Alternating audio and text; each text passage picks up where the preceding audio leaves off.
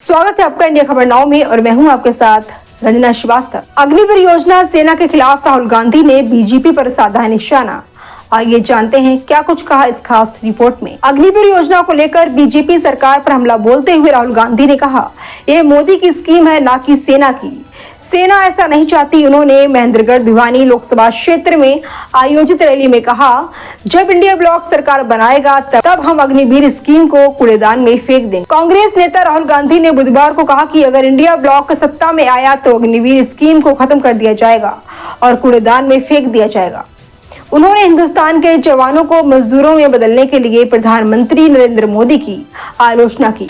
लोकसभा चुनाव के लिए हरियाणा में अपनी पहली चुनावी सभा को संबोधित करते हुए राहुल गांधी ने किसानों के मुद्दे पर भी पीएम मोदी पर निशाना साधा। अग्निवीर योजना को लेकर बीजेपी सरकार पर हमला बोलते हुए उन्होंने कहा कि यह मोदी की स्कीम है, ना कि सेना की। सेना ऐसा नहीं चाहती। उन्होंने महेंद्रगढ़ भिवानी लोकसभा क्षेत्र में आयोजित रैली में कहा कि जब इंडिया ब्लॉक सरकार बनाएगा तब हम अग्निवीर स्कीम को कूड़ेदान में फेंक देंगे।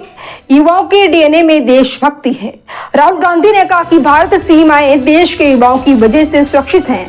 हमारे युवाओं के डीएनए में देशभक्ति है। उन्होंने आरोप लगाया कि मोदी ने हिंदुस्तान के जवानों को मजदूर बना दिया है। राहुल गांधी ने बीजेपी सरकार पर हमला बोलते हुए कहा कि वे कहते हैं कि शहीद दो तरह के, एक सामान्य जवान और अधिकारी जिन्हें पेंशन, शहीद का दर्जा और सारी सुविधाएं मिलेगी, और दूसरा गरीब परिवार का एक व्यक्ति जिसे अग्निवीर का नाम दिया गया है। अग्निवीरों को ना शहीद का दर्जा मिलेगा, ना पेंशन, ना ही कैंटीन की कोई सुविधा।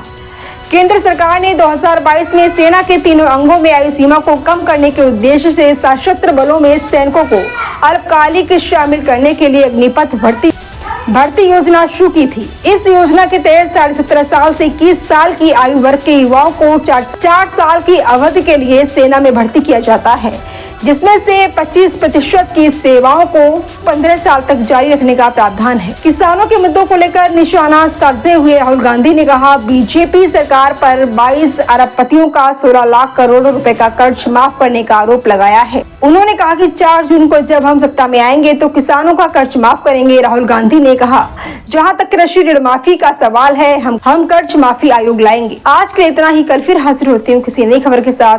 तब तक के लिए नमस्कार।